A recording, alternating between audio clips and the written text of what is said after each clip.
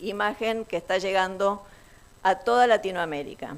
Y por último quiero agradecer a los líderes de los grupos de pacientes desde México para abajo en toda Latinoamérica en este momento.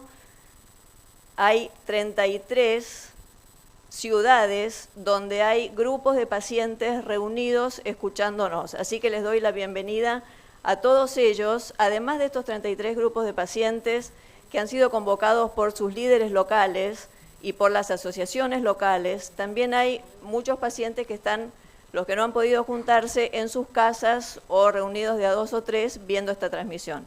Así que a todos les quiero decir muchísimas gracias por estar escuchando esto. Sí. Y bueno, y espero que les interese y que podamos seguir haciéndolo. Quiero contarles simplemente una cosita más antes de darle el lugar a los doctores. Todos han recibido, cuando llegaron los pacientes, una bolsita. En esta bolsita traían un folleto, se llama ¿Cuál es mi PCR?, con un botón prendedor que dice lo mismo.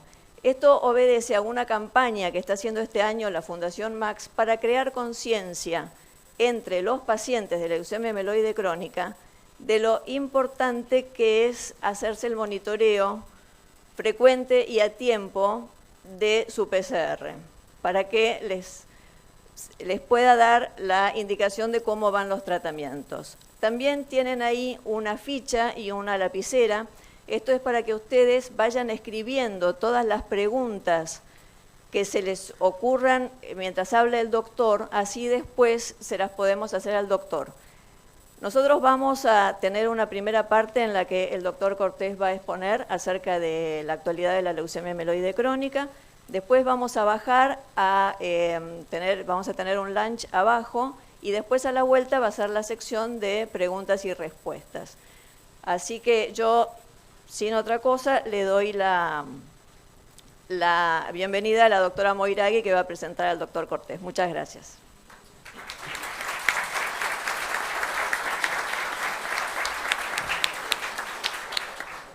Bueno, buenos días a todos los que estamos acá y a los que están en otros países. Yo decía buenos días a todos y a todas. Nosotros los argentinos nos entendemos. Yo le quiero agradecer a Inés la invitación, le quiero agradecer a todos ustedes, después agradezco al doctor Cortés y a mis compañeras el hecho de venir porque nosotros estamos reunidos acá por ustedes. Yo creo que ustedes son lo más importante, yo siempre se los digo cuando voy a dar una charla en Alma. Inés más o menos ya nos contó lo de la agenda. A ver cómo es esto. No quiero hacer macana. A ver cómo es, Inés. Ya lo de la agenda, Inés nos contó, bueno, no hace falta más repetir.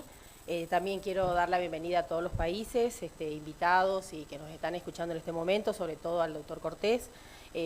Por favor, quisiera que apaguemos todos el celular. También está prohibido dormirse o aburrirse. La bienvenida, como le dije, a todos los países y pacientes y colegas que nos están mirando. Durante mucho tiempo, la mayoría de todos nosotros, los pacientes míos por lo menos, yo creo que los de Carolina y Raquel también, ya conocían al doctor Cortés porque parecía Dios, porque todos decíamos vamos a hablar con Cortés. Yo ayer se lo dije, porque él pensaba que nadie lo conocía. Entonces, esto es como dijo Fernando, en algún momento determinado, como que Messi o que Maradona les viniera a hablar. Yo sé que hay otros jugadores muy importantes, por eso puse a Pelé, a Zidane, a Cruyff. Esto es más o menos así. Nosotros siempre que tenemos alguna duda, lo consultamos a él o a otros colegas en otro idioma. Más fácil es con él porque habla español. El doctor Cortés, bueno, es jefe de la sección leucemias del MD Anderson, que es un hospital que queda en Houston, perdón. Y bueno, da muchas charlas, todo el mundo lo conoce. Todos también conocemos la evolución del tratamiento para la leucemia mieloide crónica como era antes. Ustedes en este momento están en la última etapa, en la del imatinib. Muchos de los que están acá quizás ya pasaron también por las otras etapas. Y él ahora lo que nos va a contar un poco es de cómo sigue esto o de cómo comenzó todo esto. También todos conocemos la famosa aparición del imatinib y que tuvo un espacio en la revista Time con este epígrafe. No obstante, el doctor Cortés es una persona común y silvestre como nosotros y tiene una familia, ahí la tienen, con su esposa y sus hijos, y ahora la paz para que el doctor pueda comenzar a conversar con nosotros. Muchas gracias a todos y a todas.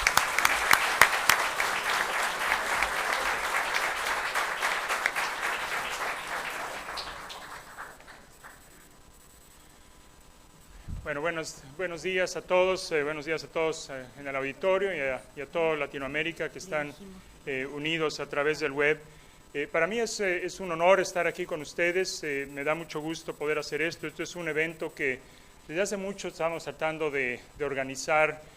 Como ven, hay muchas organizaciones que tienen este mismo interés. Nosotros hace relativamente poco empezamos una organización que le llamamos la ALNET, y que pues, buscamos empezar a hacer algunas actividades, algunas académicas, científicas, etcétera, pero uno de los objetivos que más me interesaban a mí era ayudar un poco a tener una comunicación más directa con los pacientes. Esto me parece un aspecto bien importante del manejo de los pacientes, porque yo creo que mientras mejor enterados estemos todos de los objetivos del tratamiento, de qué estamos haciendo, para qué lo estamos haciendo, etcétera, es más fácil para todos llevar el tratamiento bien, para el médico, para el paciente, para todos los que nos ayudan. Entonces, el objetivo de esta reunión, que esperemos sea la primera de muchas, es pues, presentar un poquito aspectos generales de la enfermedad. Ahora les platico, tenemos un auditorio bien amplio, hay mucha gente en el auditorio. Hay mucha gente que está unida en diferentes partes de Latinoamérica y evidentemente tenemos gente que tiene muy diferentes niveles de entendimiento de la enfermedad. De manera que mi presentación va a ser dirigida a ser una presentación muy general. Para algunos aspectos serán muy básicos, para otros a lo mejor un poquito más allá de lo que ya conocían. Y la idea es sobre todo generar preguntas. A lo mejor contestaré algunas durante la presentación, pero idealmente generaremos muchas preguntas y después tendremos la mayor cantidad de tiempo posible para contestar las preguntas. La idea es que pues mientras más podamos ayudar a contestar estas preguntas, y algunas no tienen respuesta, pero mientras más podamos ayudar a contestar esas preguntas, creo que mejor servicio podemos darles a nuestros pacientes. También quiero aprovechar para agradecer a mucha gente que nos ha apoyado con esto y entre otras cosas esto pues se hizo gracias al apoyo económico de algunas entidades, incluso industria farmacéutica, que nos han ayudado para poder desarrollar estos eventos. Y nuevamente la idea será que si esto les parece interesante, les parece útil, que lo repetiremos cuantas veces se pueda y cuantas veces les parezca que puede servir. Bien, vamos a empezar entonces y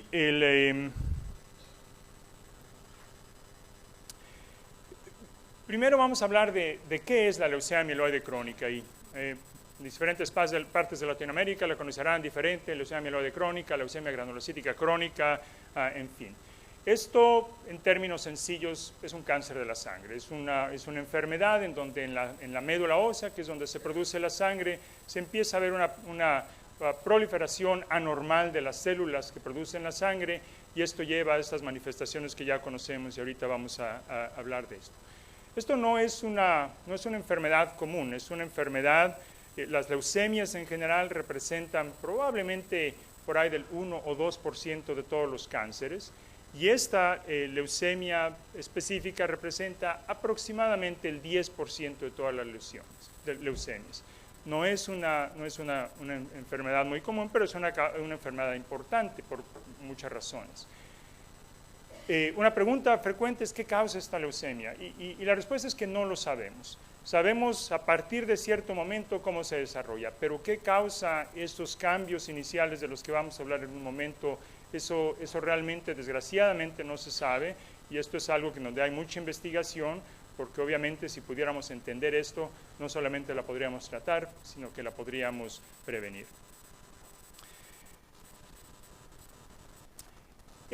Un aspecto bien importante de la enfermedad, y que seguramente todos ustedes ya conocen, es que esta enfermedad está caracterizada por lo que se conoce como el cromosoma Filadelfia. Todos ustedes saben que todas nuestras células tienen 46 cromosomas, la mitad de ellos los recibimos de nuestro padre, la mitad los recibimos de nuestra madre, y tenemos entonces 2 copias de cada cromosoma. Tenemos 2 cromosomas número 1, 2 cromosomas número 2, etc.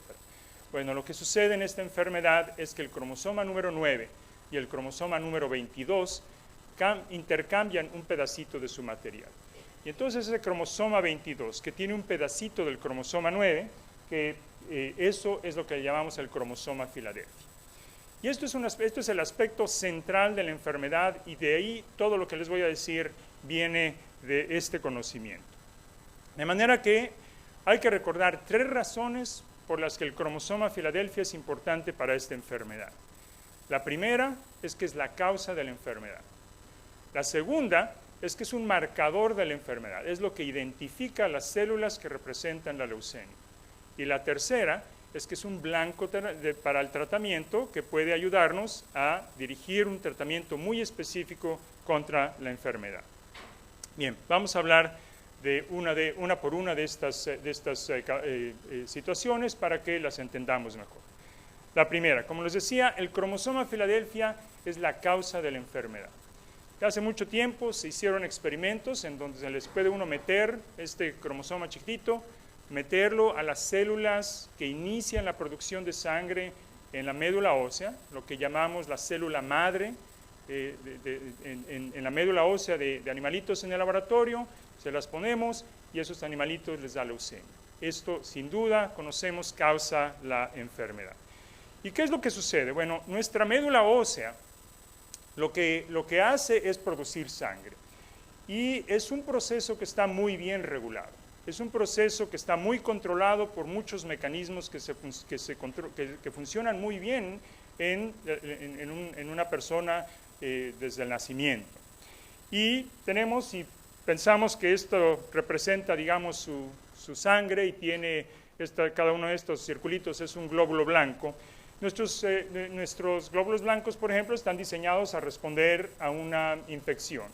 Si aparece por ahí algún bichito, estas rayitas que les agrego así, entonces nuestra médula ósea responde inmediatamente produciendo más glóbulos blancos. La idea es atacar esa enfermedad, eliminar esos bichitos, y una vez que la infección, por ejemplo, está controlada, la producción de los glóbulos blancos viene nuevamente a una situación basal. Es una situación muy controlada, muy bien regulada, es un proceso bien complicado. Y lo mismo podemos decir de glóbulos rojos y de plaquetas y todo esto.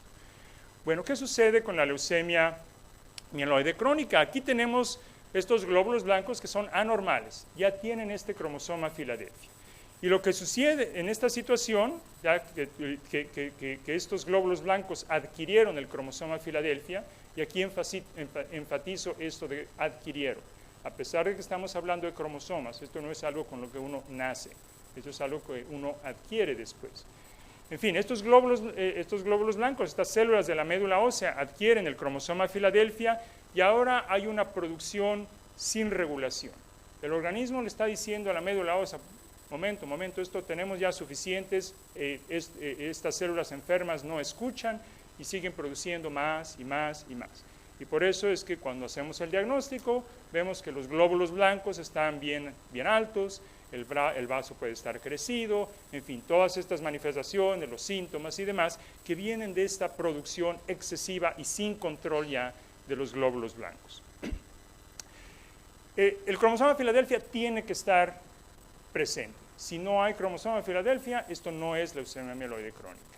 Hay enfermedades que se parecen, que pueden tener un aumento exagerado de glóbulos blancos, que pueden tener un vaso grande, etcétera, pero si no encontramos el cromosoma Filadelfia por alguno de las pruebas de las que vamos a hablar en un momento, esto no es leucemia mieloide crónica. Y ojo que por ahí hay unas enfermedades que suenan parecidos. Hay una leucemia mieloide crónica atípica, que es un nombre que no me gusta porque tiene ese pedacito de leucemia mieloide crónica que no es ni atípica ni es nada, es otra enfermedad. Así es que ojo que si no está el cromosoma Filadelfia, esto no es esta enfermedad.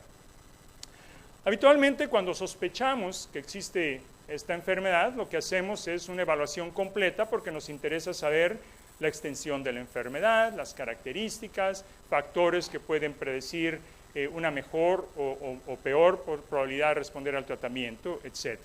De manera que pues, habitualmente van a tener un examen físico, etc. Hay muchos estudios de sangre que se tienen que hacer. De manera importante, habitualmente vamos a hacer un estudio de médula ósea. ¿Por qué? Porque esta enfermedad, como les digo, nace en la médula ósea. Entonces, tan incómodas como las médulas óseas son, y afortunadamente, ya vamos a hablar, tenemos estudios que han hecho que cada vez menos necesitemos la médula ósea, pero siempre, de vez en cuando, hay que ver ahí para ver la enfermedad, en qué fase, etc. Hay que buscar los cromosomas. Obviamente hay que identificar ese cromosoma Filadelfia. Y hay que buscar, hay otros estudios, y en un momento me refiero a ellos, que también nos pueden ayudar no solamente a encontrar la enfermedad, sino a medir la enfermedad. Y esto vamos a hablar bastante en un momento. Un aspecto importante de todos estos estudios es ver en qué fase se encuentra la enfermedad. La enfermedad gruesamente tiene 3 fases. Al principio es lo que le llamamos la fase crónica. Afortunadamente, hoy en día, la gran mayoría de los pacientes se diagnostican en esta fase crónica, aproximadamente un 80-85%. De hecho, cada vez es más común que los pacientes no tengan ningún síntoma. Un paciente se estaba haciendo un chequeo anual, se iba a hacer un estudio para un seguro, yo qué sé, y le encontraron que los glóbulos blancos estaban elevados. Esta es la fase más temprana de la enfermedad. Esta enfermedad tiende a progresar. Si uno no controla la enfermedad, tiende a avanzar a fases más allá. La última fase de la enfermedad, me salto un pasito, la última fase de la enfermedad se llama la fase blástica. La fase blástica se parece a lo que muchos de ustedes habrán oído ya hablar de las leucemias agudas. Estas son leucemias mucho más explosivas, más agresivas, y esta fase blástica así es una enfermedad que ya se volvió todavía más fuera de control, que ya tiene más manifestaciones y que tiene un pronóstico pues, más difícil todavía. Muchos pacientes pasan por una fase intermedia que le llamamos la fase acelerada. Esa es una fase en donde empieza a haber cambios en la sangre o cambios en la médula ósea que nos dicen que esta leucemia ya se está empezando a salir allá de su fase crónica, que es una fase un poquito más estable, y está empezando a irse hacia las etapas, hacia la última etapa, la fase blástica. Es, digamos, como una llamada de atención antes de llegar a la fase blástica. Claro que un paciente puede brincar de la crónica a la blástica sin un aviso, al menos ningún aviso perceptible, pero habitualmente pasa por esa fase acelerada. Obviamente el pronóstico es mejor cuando estamos en la fase crónica, y conforme va avanzando las posibilidades de respuesta y esto van disminuyendo. Hoy en día, afortunadamente, uno puede decir que hay tratamiento para todas. Claro, las posibilidades son mejores en las etapas más tempranas. Y esto es uno de los factores que determinan el pronóstico. Muchos de estos factores que investigamos para decir, bueno, qué posibilidades veo yo que el paciente le puede ir bien o mal y que determinan un poco a veces nuestra selección de tratamiento, algunas de las recomendaciones que pueden recibir. Y bueno, aquí les hago una lista, vemos si hay anemia, cómo están las plaquetas y todo esto. Y frecuentemente las integramos en algunos scores pronósticos. Hay 3 que son muy usados, su médico será uno o el otro. Todos se correlacionan bastante bien, no puede uno decir que uno sea mejor que el otro, todos son útiles, y que son una clasificación de Sokal, otra de Hasford, la otra de Eutos. Estas en términos generales son más informativas que uno a veces quiere saber para decir, bueno, cómo está la enfermedad en este momento. Mientras más temprano se diagnostica la enfermedad, más factible es que el paciente está en los factores de mejor pronóstico de cualquiera de estas clasificaciones. Bien, hablamos entonces que el cromosoma Filadelfia es la causa de la enfermedad. Segundo aspecto importante del cromosoma Filadelfia, identifica la enfermedad, es un marcador de la enfermedad. el cromosoma Filadelfia solo está presente en las células de leucemia. El cromosoma Filadelfia no está presente en las células del hígado, no está presente en las células de la piel, no está presente en las células del cerebro, está presente solamente en las células de la leucemia, de la médula ósea. Y además en la médula ósea, ni siquiera, habitualmente cuando hacemos el estudio inicial, decimos, el 100% de las células tienen el cromosoma Filadelfia. Pero realmente si uno hace estudios más específicos va a encontrar que sí hay algunas células que no tienen el cromosoma Filadelfia. Sí hay células normales en la médula ósea. Lo que pasa es que se acuerdan que les decía yo que la reproducción de las células leucémicas es sin control. Entonces aquellas crecen y crecen y crecen y crecen. Y el organismo está diciendo, ya hay suficientes. Y las poquitas células normales que quedan, ellas están haciendo caso y están, ok, ya calladitas, y las otras siguen creciendo. Entonces tenemos una desproporción en donde lo que encontramos es fundamentalmente células con el cromosoma Filadelfia, células con leucemia, y muy poquitas células normales que a veces nos cuesta mucho trabajo siquiera encontrarlas. El objetivo en la leucemia mieloide crónica, el objetivo del tratamiento es cambiar esta relación. Lo que yo quiero es que esta enorme proporción de células Filadelfia y muy poquitas de células normales cambie. Conforme uno da el tratamiento, lo que uno quiere es que esta proporción se invierta, que eventualmente las células normales desaparezcan las células anormales y con esto darle oportunidad a las células normales que crezcan y eventualmente que desaparezcan las células con el cromosoma Filadelfia. Ese es nuestro objetivo del tratamiento, ver que esa proporción invertida, que no es buena para el paciente, poco a poco vaya cambiando y lleguemos a una situación en donde vemos células normales y casi nada o idealmente nada de las células anormales. Bueno, ¿cómo hacemos esto? Ahí viene esta situación de la monitorización. Por eso es que se enfatiza tanto el aspecto de la monitorización, porque queremos ver que efectivamente la situación vaya bien. Afortunadamente con los tratamientos que tenemos hoy en día, los síntomas pueden mejorar rápido, los glóbulos blancos pueden mejorar muy rápido, el vaso, por ejemplo, si está crecido, puede mejorar muy rápido. Y eso es a lo que le llamamos una respuesta hematológica. Si vemos esta grafiquita, nosotros consideramos que al momento del diagnóstico, gruesamente, un paciente tiene aproximadamente 10 a las 12 células leucémicas en su cuerpo. Esto es un 1 y 12 ceros, muchas células leucémicas. Cuando uno empieza el tratamiento, la cantidad de células leucémicas que va teniendo en su organismo van bajando. Cuando controlamos los síntomas de la enfermedad, cuando bajan los glóbulos blancos a lo normal, cuando desaparece el vaso, cuando pueden desaparecer los sudores en la noche y todas esas cosas, ha bajado la cantidad de enfermedad que hay, pero muy poquito. Hemos bajado, digamos, de 10 a la 12 a 10 a la 11. Ha bajado la enfermedad, pero muy poquito. Entonces uno tiene que seguir con el tratamiento para seguir eliminando la enfermedad. Entonces continúa bajando y todo esto.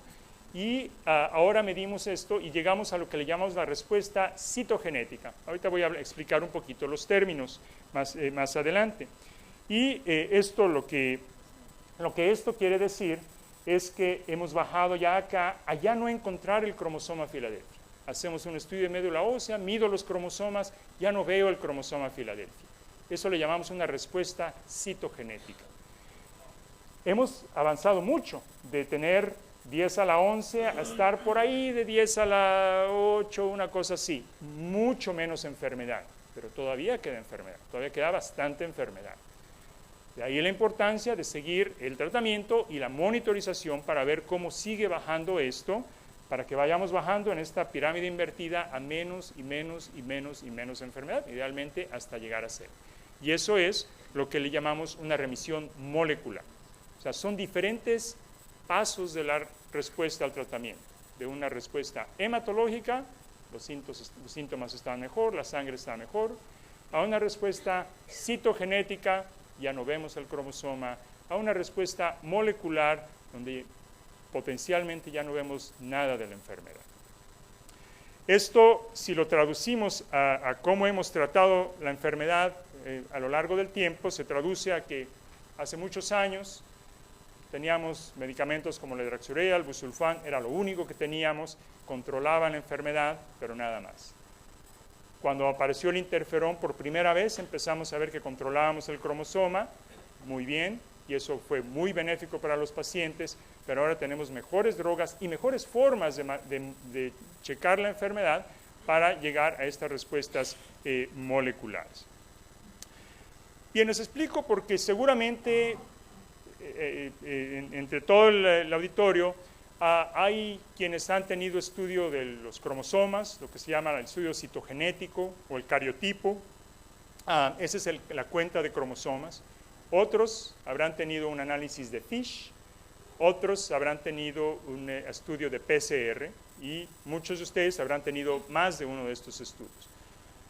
Todos nos están midiendo lo mismo, todos están buscando el cromosoma Filadelfia, pero tienen diferentes características, diferentes propiedades. Vamos a describirlas brevemente. El análisis de la citogenética del cromosoma tiene algunas ventajas, nos permite ver todos los cromosomas. Hay veces que otros cromosomas se alteran también, y eso es importante saberlo. Pero tiene sus desventajas. Uno, solo se cuentan 20 células, o sea que realmente no es un estudio muy potente. Gruesamente nos permite encontrar una célula anormal entre 100 normales, 1 en 100. Y además se necesita un estudio de médula ósea que, bueno, para todos los pacientes no necesito explicar que esto es un procedimiento doloroso, incómodo, etc. Tiene sus ventajas, pero tiene sus desventajas. El estudio del FISH. El estudio del FISH tiene ventajas. Una de ellas es que se puede hacer en la sangre, no se necesita una médula ósea, se puede hacer en la médula ósea, pero se puede hacer en la sangre. Es un estudio que puede ser a veces más rápido y que es un poquito más potente. Gruesamente puede encontrar una célula anormal entre 1000 normales. Pasamos de 1 a 100, ahora a 1 a 1000, más potente. Desventajas es que no ve los otros cromosomas, como decíamos con el estudio de los cromosomas. Finalmente, el PCR. Ventajas del PCR es, uno, también se puede hacer en la sangre, al igual que en la médula ósea, se correlacionan bastante bien. Y dos, muy importante, es el estudio más potente.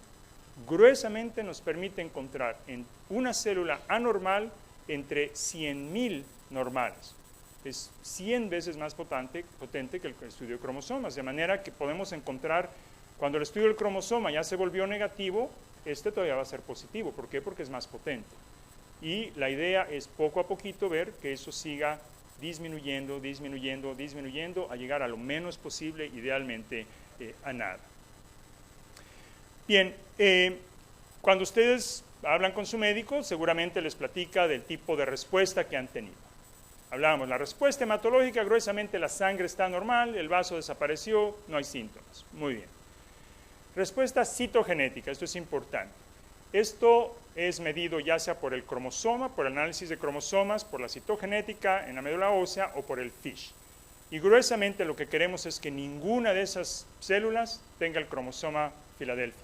Eso es a lo que le llamamos una respuesta citogenética. Citogenética quiere decir cromosoma completa. 0 cromosoma Filadelfia. Ese es nuestro objetivo de tratamiento desde este punto de vista. Y después vamos a la respuesta molecular. La respuesta molecular, hay dos niveles, digamos, por lo menos importantes que nos interesan. Uno es lo que llamamos una respuesta molecular mayor y el otro es una respuesta molecular completa. Molecular completa básicamente quiere decir que ya el estudio salió totalmente negativo con la sensibilidad que tenga el estudio. Y regreso a la grafiquita entonces para ver cómo vamos bajando de tener una respuesta citogenética. Como ven ustedes, ya bajamos mucho el nivel de la enfermedad. Si lo hacemos por FISH, todavía un poquitín más. A una respuesta molecular. La molecular mayor es esto que está marcado ahí como 3 log.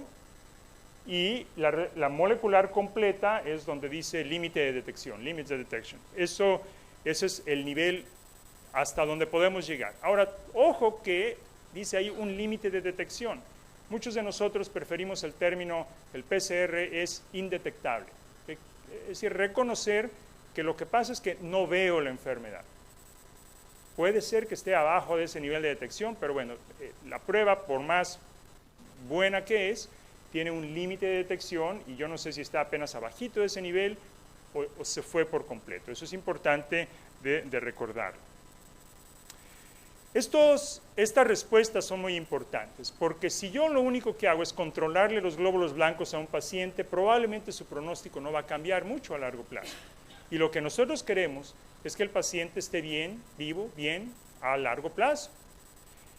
Y en las épocas del interferón, cuando empezamos a ver que podíamos eliminar el cromosoma Filadelfia, nos dimos cuenta que eso era lo que hacía que un paciente pudiera vivir más tiempo. Esto es una gráfica que viene de tratamiento con interferón. Esto es histórico, pues. Algunos de ustedes conocen estas gráficas, otros no, pero bueno, les explico un poco qué es. Estas rayitas, por ejemplo, si ven la rayita amarilla, ¿qué quiere decir? Abajo tenemos el tiempo, en el eje vertical tenemos el porcentaje de pacientes. Conforme va el tiempo, en esta curva va bajando. ¿Qué quiere decir? Esto es supervivencia, quiere decir que conforme hay alguien en esa curva hay una muerte, menos pacientes siguen vivos. Nos está diciendo qué porcentaje de pacientes siguen vivos a lo largo del tiempo. Como ven ustedes, en la curva amarilla, los que tienen una respuesta citogenética completa, que es la curva amarilla, el 80% van a estar vivos a los 10 años. Mucho mejor que los que no tienen ninguna respuesta, que son el 25% van a estar vivos a 10 años. Eso nos dijo que lo que tenemos que enfocarnos es a eliminar el cromosoma Filadelfia. Y con todas sus manifestaciones. En aquellos entonces era el cromosoma, cada vez más la cuestión molecular, etc. Más recientemente, conforme, como les decía, tenemos mejores tratamientos y mejores formas de medir la enfermedad, nos hemos dado cuenta que el que además de tener una respuesta citogenética completa, tiene una buena respuesta molecular, tiene menos probabilidades de perder su respuesta. Y obviamente perder la respuesta es importante porque si pierde la respuesta, la enfermedad puede progresar, etc. Entonces, si ven en esta área, lo que está ahí marcado en amarillo, es, por ejemplo, los que logran esta respuesta molecular mayor a los 18 meses de que empezaron el tratamiento, esos pacientes van a tener mejores probabilidades de no recaer, de no perder su respuesta después de mucho tiempo. En base a todo este conocimiento, lo que ahora muchos de nosotros hacemos, sus médicos seguramente revisan estas cosas con ustedes, y no sé si esta grafiquita que les estoy mostrando, pero lo ven ellos, es decir, bueno, a los diferentes tiempos es importante medir la respuesta para decidir si el paciente está respondiendo como uno quisiera o se está quedando un poquito atrás o no. Y esto es importante para evaluar cómo va la respuesta. Uno quiere que, por ejemplo, a los 3 meses ya se hayan controlado las cuentas. Si eso no ha pasado, tengo que evaluar si tengo que hacer algo diferente. No siempre se cambia el tratamiento, pero por lo menos es un momento de evaluación, en un momento de decir, vamos bien, no, hay algo que tenga que cambiar, en fin. Entonces es muy importante evaluar cómo va la respuesta a los diferentes tiempos. Es el grado de respuesta y el tiempo de la respuesta. Estos dos son dos factores muy importantes que manejamos hoy en día. Y eso determina esta insistencia que hacemos de que tenemos que estar haciendo periódicamente análisis de laboratorio, análisis de sangre, desde para revisar que los glóbulos blancos no hayan bajado más de la cuenta, porque a veces bajan más de la cuenta, que las plaquetas no hayan bajado más de la cuenta, y desde luego que hayan llegado a los niveles normales. Y luego hacer el análisis de la citogenética o del FISH para ver que el cromosoma se haya eliminado, y en adelante el análisis del PCR para ver que la enfermedad siga controlada. Y aquí nuevamente le reitero que una vez que el cromosoma se vuelve negativo, si uno no hace el PCR, uno está ciego, porque ya todos los estudios ya no nos dicen nada, ya estamos abajo del nivel de detección de esos estudios. Entonces, en resumen, ¿por qué es importante la monitorización? Le recuerdo que el número mismo no es lo que estamos buscando, no es que el número 8 sea mejor que el número 4, o que el número no es lo importante. Lo que nos dice la monitorización, y esto es algo muy importante en esta enfermedad, es que uno está buscando que el paciente esté bien hoy, mañana, pero más importante, a 5, a 10, a 15, a 20 años. Cada vez más tenemos pacientes más jóvenes y la forma que uno puede por lo menos tener la mayor seguridad posible, en esto no hay nada seguro, pero en donde uno se siente más cómodo de que el paciente va a estar bien a largo plazo, es viendo estos resultados. Ese número lo que hace es nos predice qué tan factible es que el paciente va a estar a largo plazo. Entonces sé que el paciente está respondiendo bien y que los pacientes que tienen esta respuesta es muy factible que van a estar muy bien a largo plazo. Y también identificar el paciente que decimos, este paciente necesito hacer algo diferente. Algo diferente puede ser por lo menos checarlo pronto otra vez, o a veces hacer un cambio de tratamiento, o evaluar algunas otras cosas, en fin, pero que a lo mejor necesito cambiar un poquito mi conducta de una forma o de otra. En términos más simples, el significado de hacer el tratamiento con la monitorización adecuada. Un tratamiento de la leucemia sin buena monitorización es como tirarle a la piñata a los mexicanos, así es que usamos mucho las piñatas. La piñata es la leucemia mieloide crónica y es como tirarle a la piñata con los ojos vendados. Aquí la pobre muchacha esta está por acá y la piñata está por allá atrás. Nomás no le vamos a dar. Lo que uno quiere es hacer monitorización para ver la piñata, darle duro y acabar con la piñata. Si uno no está viendo, es muy difícil que esto pueda salir bien. Bien, en resumen entonces, les decía, la respuesta hematológica que nos ayuda, controla los síntomas. La respuesta citogenética que nos dice, ahí mejoran las posibilidades de que el paciente va a estar vivo a largo plazo, mejoran las posibilidades de estar vivo a largo plazo. La respuesta molecular mayor que nos dice que las posibilidades de que el paciente recaiga son mucho menores. Y la respuesta completa que nos dice, ojo que recuerden que esto de completa es, entre comillas, les decía yo, hay un límite de detección, pero vamos a hablar, sé que hay mucho interés también de la cuestión de la posibilidad de suspender el tratamiento y obviamente esto sería una cuestión necesaria para empezar por lo menos la discusión sobre esto, el que no veamos la enfermedad. Si vemos la enfermedad, no tiene mucho sentido. El problema con la monitorización es que a pesar de que esto es tan claro para muchos de nosotros, ha habido algunos obstáculos. Uno, que probablemente no hemos hecho un buen esfuerzo de educarnos nosotros mismos, porque con los mismos médicos uno tiene problemas de explicar el porqué y todo esto, de los objetivos, de la importancia, del significado, de cómo se interpretan estos resultados. Pero más importante es que no siempre está disponible. Estos estudios desgraciadamente no están disponibles para todos en todas partes del mundo y esto en Latinoamérica es una realidad pues, dolorosa y además el costo cuando están disponibles. También la confiabilidad, estos son estudios nuevos y no solo en Latinoamérica. Yo en Estados Unidos veo estudios que uno no les puede creer, que los resultados realmente no son válidos.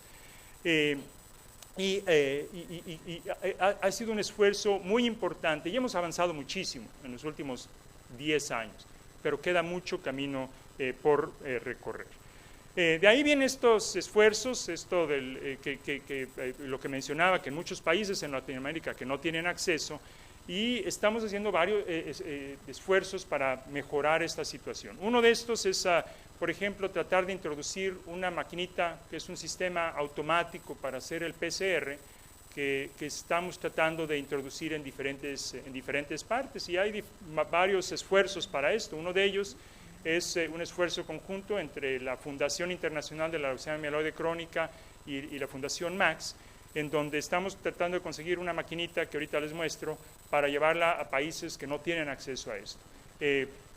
Por ahora conseguimos 3 sedes iniciales, una de ellas en Latinoamérica, en Honduras. Y esto es una maquinita que es una maquinita muy sencillita, que uno pone la sangre, hay un cartuchito, mete la sangre ahí, la mete, es un sistema automático y en 2 horas nos da el resultado. Esto probablemente es una etapa inicial del desarrollo del PCR, probablemente van a venir generaciones subsecuentes de esta maquinita, pero yo creo que cosas de este tipo nos van a ayudar a mejorar el acceso a la monitorización. Y la otra cosa importante es esta campaña que ya les mencionaban, que pues es importante que uno esté interesado y buscando entender, preguntar sobre las cuestiones del PCR para ver que vayamos bien en el tratamiento. Esta es una campaña que se lanzó el Día Mundial de la Leucemia Mieloide Crónica, algunos lo conocerán, el Día Mundial de la Leucemia Mieloide Crónica es septiembre 22, septiembre es el mes 9/22. Entonces, ahí lo lanzamos en todo el mundo y hoy se lanza en Latinoamérica. De manera que esto es importante y ahí conforme ustedes puedan transmitir esto más a otros pacientes que conocen y demás, es importante que todo el mundo lo conozca. Bien, el tercer punto importante del cromosoma Filadelfia. Las células se vuelven, que es el objetivo del tratamiento. Las células se vuelven enfermas porque logran el cromosoma Filadelfia. Esto, como les decía, hace que crezcan y crezcan y crezcan y crezcan. Pero otra cosa que sucede con estas células es que se vuelven dependientes del cromosoma Filadelfia. Ya no saben vivir sin el cromosoma Filadelfia. Y si uno se los quita, se mueren. Ya no pueden vivir. Bueno, esto es lo que sucede con este tratamiento. Gruesamente, lo que sucede en una célula que tiene el cromosoma Filadelfia es que esto hace que active una cantidad de proteínas dentro de la célula que produce esta proliferación de las células sin control, que hacen más y más, como les explicaba. Cuando tenemos un inhibidor de tirosina quinasa, lo que sucede es que estas medicinas, como el imatinib, el Glivec, el Tasigna, el Sprycel, todas estas, se meten en donde normalmente debería de empezar este mecanismo de activación, lo bloquean y entonces ya no existe esa señal anormal. Y no teniendo esa señal anormal, la célula se muere. Entonces no corregimos ese cambio del 9 y el 22. Lo que hacemos es que le quitamos esa señal que necesitan esas células para vivir, se mueren. Las células normales no tienen esa señal. Y entonces eso es lo que nos permite ese cambio de puro Filadelfia y nada normal, ahora a la relación que queremos nosotros.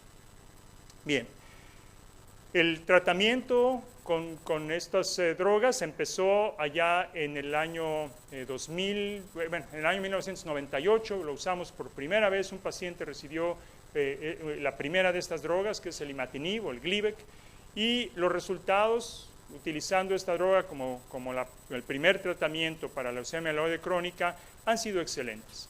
Más del 80% de pacientes logran esta respuesta citogenética completa. Un porcentaje muy alto, alrededor 60-70% logran la molecular mayor. La mayoría de estos pacientes, 80%, están vivos y sin perder su enfermedad, su respuesta. Y la gran mayoría están vivos. Y sobre todo, muy pocos han muerto por leucemia. De manera que esto ha cambiado radicalmente nuestras expectativas. Y si uno ve las posibilidades de sobrevivir con la leucemia mieloide crónica, desde los años 60, cuando utilizábamos solo quimioterapia, en aquel entonces la mitad de los pacientes desgraciadamente morían en promedio en 2 o 3 años. Hoy en día, con el interferón cambiamos mucho eso, mejoró mucho, pero todavía no era ideal. Hoy en día, con estos nuevos medicamentos, manejándolos bien, más del 90% de pacientes van a estar vivos a los 5 años y más allá. Hay estudios que han mostrado ya que las expectativas de supervivencia de un paciente son prácticamente iguales que las de la población general. Es decir, estamos eliminando la leucemia como una causa de muerte en estos pacientes, en la mayoría de los casos. Ahora, esto es muy bueno, pero también reconocemos que hay otros factores que estamos empezando a reconocer y que necesitamos abordar. Uno de esos es que estos medicamentos, no hay tratamiento de cáncer, en mi opinión, que sea tan óptimo como estas drogas. que sea tan específico, tan efectivo y además tan seguro. Si uno piensa, por ejemplo, la quimioterapia que usa uno para otros cánceres y todo esto, la relación de efectividad y toxicidad es horrible. Y la usamos porque eso es lo que podemos hacer. Aquí hay mucha efectividad y muy poquita toxicidad. Pero es un hecho que tenemos toxicidad. Es un hecho que los pacientes tienen efectos adversos.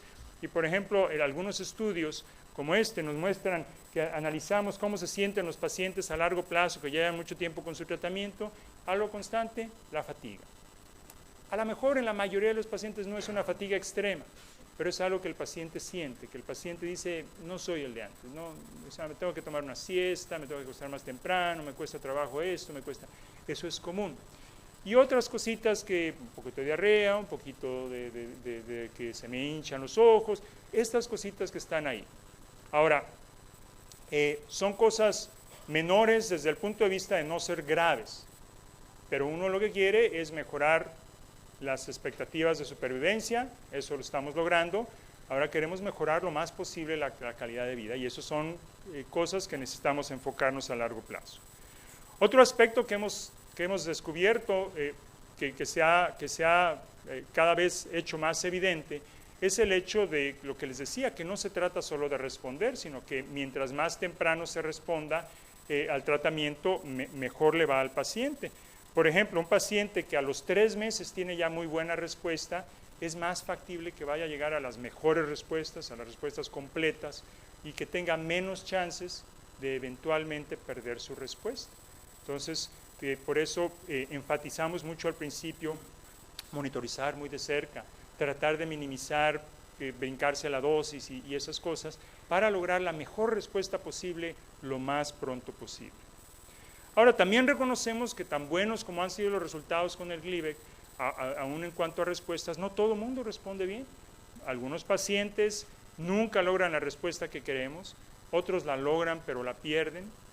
Hay muchos factores que determinan esto y entonces estamos buscando formas de tratar de mejorar el pronóstico, que haya más pacientes que les vaya bien a largo plazo. Hay varias formas de hacer esto. Lo primero que se intentó antes de que aparecieran nuevas medicinas era usar dosis más altas del imatinib o del Glivec. Y en muchas circunstancias eso hacemos, aumentamos la dosis del Glivec porque algún paciente que a lo mejor no estaba respondiendo muy bien a las dosis más bajitas, a las dosis estándar, puede responder si le aumentamos un poco la dosis. En algunos casos incluso se inicia con dosis más altas, dependiendo de las circunstancias del paciente, etc. Esto obviamente también viene con un poco de consecuencia, dosis más altas frecuentemente pueden tener más efectos adversos. Pero bueno, ese fue el primer intento que se hizo de mejorar las posibilidades de respuesta. Con eso veíamos respuestas más rápidas y veíamos que duraban más. Después aparecieron nuevas drogas, la segunda generación de estas drogas como el Glivec. Una se llama nilotinib o Tasigna, la otra se llama Sprycel o dasatinib. Y estas drogas las empezamos a usar para pacientes que no habían respondido bien al Glivec, y a eso me refiero en un momento, pero también las empezamos a usar después como el primer tratamiento en algunos pacientes. Y hemos visto que probablemente haya más pacientes que responden al inicio del tratamiento con estas drogas. Ahora, ojo, que con el imatinib, con el Glivec, muchos pacientes siguen respondiendo muy bien. No es que el Glivec ya no sirve para nada, no. Lo que esto nos está dando son otras opciones de tratamiento además del Glivec. Otra ventaja que tienen estas drogas es que en términos generales se toleran mejor que el Glivec. En esta grafiquita les pongo algunos de los síntomas que tienen los pacientes que se tratan con estas medicinas. Y gruesamente hay una raya ahí en medio. Lo que está azul del lado derecho de la raya quiere decir que los pacientes lo toleran mejor con el nuevo medicamento, con este caso el Tasigna, que con el Glivec. Lo que está del lado izquierdo de la raya quiere decir que les iba mejor a los que estaban tomando Glivec que el Tasigna. Por ejemplo, el rash, había un poquito menos de rash con el Glivec. No hay droga perfecta, en general probablemente son mejor toleradas, pero siempre hay un paciente que puede tolerar mejor una droga o la otra porque cada organismo es diferente y esto es importante de recordar. Lo mismo vimos con el dasatinib o con el Sprycel. También vimos que había más pacientes que podían responder, que las respuestas podían ser más profundas en muchos de estos pacientes, y lo mismo que en este caso lo naranja del lado izquierdo de la raya es lo que se ve, es mejor con el Sprycel, lo que está del otro lado, del lado derecho de la raya, es lo que es mejor con el Glivec. Por ejemplo, esta droga puede causar acumulación de líquido alrededor de los pulmones, que eso es muy raro que lo veamos con el Glivec, esto a veces se ve aquí. En fin, hay diferentes efectos adversos que uno tiene que conocer bien. Un problema que hemos encontrado es que en estos estudios que muchos pacientes están descontinuando el tratamiento muy pronto. A pesar de que estos estudios son muy jóvenes, ya un 20-30% de los pacientes han suspendido su tratamiento. Y esto es importante recalcar. ¿Por qué suspenden el tratamiento? Obviamente por la indicación del médico, en estos casos los pacientes. Bueno, uno puede ser por toxicidad, porque tiene muchos efectos adversos. Y esto puede pasar, pero como ya vimos en términos generales, estas nuevas drogas tienden a ser mejor toleradas que el Glivec. Siempre hay quien tolera mejor una que la otra, como les decía. La otra es la posibilidad de que no esté funcionando bien el medicamento. La otra a veces es que, bueno, uno ve efectos adversos y a veces puede haber la tendencia en querer cambiar rápido al otro medicamento, porque una ventaja que tenemos hoy es que tenemos muchas opciones de tratamiento. Tenemos 3 nuevos medicamentos y vienen más en camino. Pero a veces es conveniente intentar manejar los efectos adversos. ¿Por qué? Porque no hay droga perfecta. La droga que viene puede también tener efectos adversos y uno siempre quiere hacer el intento de manejar los efectos, ver si se pueden controlar, ajustar las dosis, dar un pequeño interrupción, en fin, hay cosas que se pueden hacer para manejar los efectos adversos, que en muchas ocasiones funcionan, en otras no, y hay ocasiones en donde no hay más que cambiar el tratamiento. Un aspecto bien importante sobre el manejo, sobre el tratamiento, es que este es un estudio que se hizo en Inglaterra, en donde vieron qué tanto los pacientes estaban tomando su medicamento. Estos eran pacientes que ya llevaban mucho tiempo con el medicamento y pusieron una cosita en la botellita para ver cada cuánto abría el paciente la botellita para tomarse su medicina. Y lo que encontraron es que más o menos un 25% de los pacientes tomaban menos del 90% de la dosis que debían tomar. ¿Qué quiere decir? Se les pasaba a tomárselo un día o el otro día o lo que sea. Y lo importante de esto es que estos pacientes que se brincaban más de uno de cada 10 días no se tomaban el medicamento, por la razón que fuera, independientemente de la razón, tenían las menores posibilidades de tener las respuestas más profundas. Por ejemplo, vean ustedes que ninguno de estos pacientes que tomaban menos del 90% de la dosis que tenían que tener, o sea que en 10 días se habían brincado 2, ninguno tenía la respuesta molecular completa, esta en donde no se detecta por el PCR. ¿Esto qué quiere decir? Que es bien importante esta cuestión. ¿Y esto qué quiere decir? Bueno, si hay problemas, por ejemplo, que hay diarrea, que hay yo qué sé, bien importante hablar con el médico para decirle, tengo este problema, me tengo que brincar la dosis porque me está dando problema. ¿Qué hacemos para manejarlo para que no me lo tenga que brincar el medicamento? Tratar de buscar la forma de solucionar las causas que nos están haciendo no tomar el medicamento. Y algo que frecuentemente se preguntan los pacientes es, ¿y este tratamiento algún día lo voy a poder dejar de tomar? Bueno, hoy en día la recomendación es, el tratamiento es de por vida, eso es lo que sabemos hoy. Pero estamos haciendo investigación para ver si podemos llegar a suspender el tratamiento. Y ha habido algunos estudios, este que les muestro aquí es el estudio más importante porque es el primero, el que tiene más seguimiento, más pacientes, etcétera, en donde a pacientes que habían tenido el estudio molecular totalmente negativo por 2 años consecutivos, y ojo que era un estudio con una potencia bien determinada, bien potente, que eso es un aspecto también importante, era negativo y era claramente negativo. Bueno, a estos pacientes les ofrecieron suspender el tratamiento y lo que encontraron es que un 40% de los pacientes la enfermedad no les ha regresado. Eso es bien importante, eso es bien interesante. Ahora, hay un 60% de pacientes que sí les ha regresado, y lo importante en este estudio fue que esos pacientes que les suspendieron, los checaron bien seguido. Una vez al mes los estaban checando para que la recaída, si iba a regresar la enfermedad, encontrarla cuando apenas era el PCR poquitín positivo, reiniciar el tratamiento y evitar que esto fuera un problema más serio. Hoy en día esto todavía es un aspecto de investigación, hay mucha investigación al respecto porque reconocemos la importancia que esto tiene para el paciente, por muchos aspectos. Pero esto es algo que se tiene que discutir antes de hacerlo. Desde luego, hacerlo sin comentarlo, sin discutirlo con el médico es algo que no se recomienda. Y si se tiene que hacer, discutir con su médico, ventajas, desventajas, el plan de hacerlo, etcétera, y ver que sean en condiciones razonables. Idealmente esto tiene que hacerse en un estudio en donde se sigan los pacientes con mucho cuidado. Bien, ¿cómo vamos a seleccionar qué tratamiento le damos al paciente? Bueno, hay muchos factores que juegan en esto. Uno, la disponibilidad. Yo a lo mejor quisiera pero tengo este otro.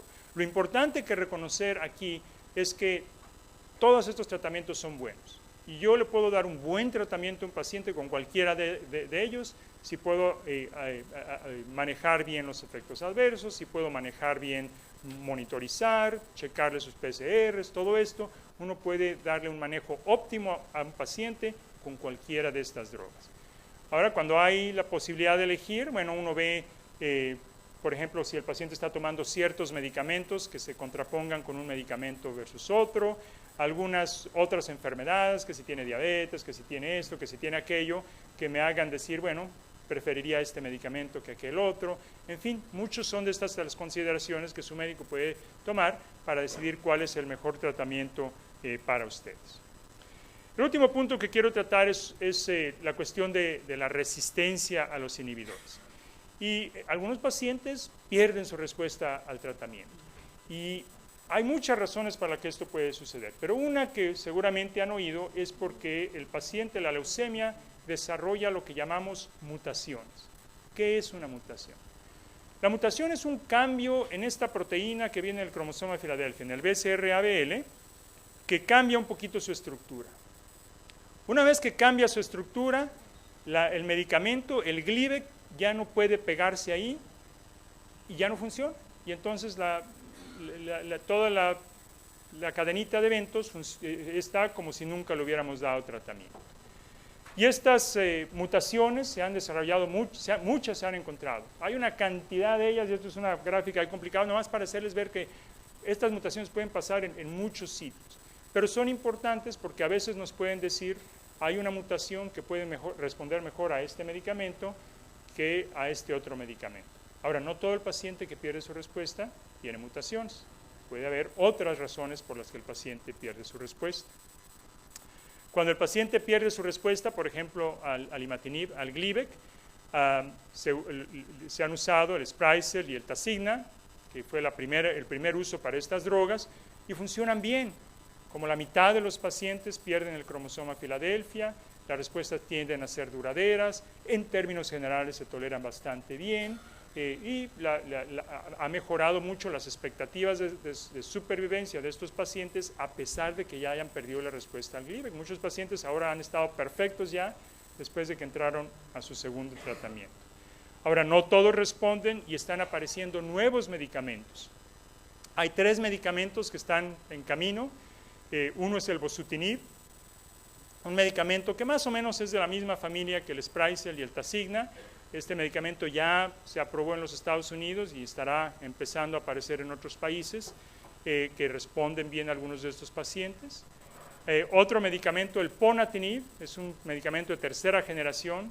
Hay una mutación particularmente difícil llamada la T315I, que las otras drogas no funcionan bien, esta droga sí funciona bien, además de pacientes que tienen otras mutaciones. Y una tercera droga que se llama omacetaxina. Esta es una droga que no es como las otras, esta es inyectada, funciona diferente, pero que puede ser útil en pacientes que no están respondiendo a este tipo de medicinas. Y esta es una droga que recién ayer se aprobó en Estados Unidos y esperemos que empiece a aparecer en otros países. Así es que en conclusión, El tratamiento de primera línea para hoy en día, el imatinib todavía es una buena opción de tratamiento. Todavía hoy tratamos pacientes con imatinib y les puede ir bien.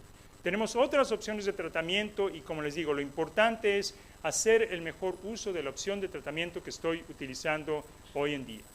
Otra cosa importante, el paciente que está recibiendo tratamiento con la droga X, la que sea, y le está yendo bien, no hay necesidad de cambiar porque apareció la droga Y, que es nueva, que es más esto y que es más aquello. Es bueno tenerlas como respaldo, pero no hay necesidad de cambiar si las cosas van bien. Y el otro punto importante, no puedo enfatizar suficiente, la relevancia de la monitorización. Entonces, ¿qué se necesita para tener un buen resultado en pacientes que tienen esta enfermedad? Necesitamos un buen tratamiento. Afortunadamente, hoy tenemos muy buenos tratamientos. Como les digo, esto es una enfermedad, un cáncer que tiene el mejor tipo de tratamientos que podemos imaginar. Tratamientos buenos tenemos, funcionan bien. Necesitamos monitorizar bien a los pacientes. Necesitamos, si le vamos a dar a la piñata, necesitamos ver dónde está la piñata. Necesitamos ver si le estamos pegando o no le estamos pegando, o si a lo que le estamos pegando es el árbol donde está colgada la piñata. Si no, no vamos a saber cómo le va. Necesitamos apegarnos bien al tratamiento. Y para eso necesitamos ver que haya buen manejo de algunos efectos adversos, de todos este tipo de cosas. Y esto es ponerle atención a todos los aspectos de la enfermedad. La enfermedad no nomás es tomar la pastilla, ver el resultado y punto. Hay efectos adversos, estamos entendiendo los objetivos, etc. Y lo más importante es mantener nuestra visión a largo plazo. Lo que importa no es solo estar bien hoy, lo que queremos es que nuestros pacientes estén bien mañana y dentro de 5 y dentro de 10 y dentro de 20 años. Bien, con esto termino mi presentación y les agradezco su atención.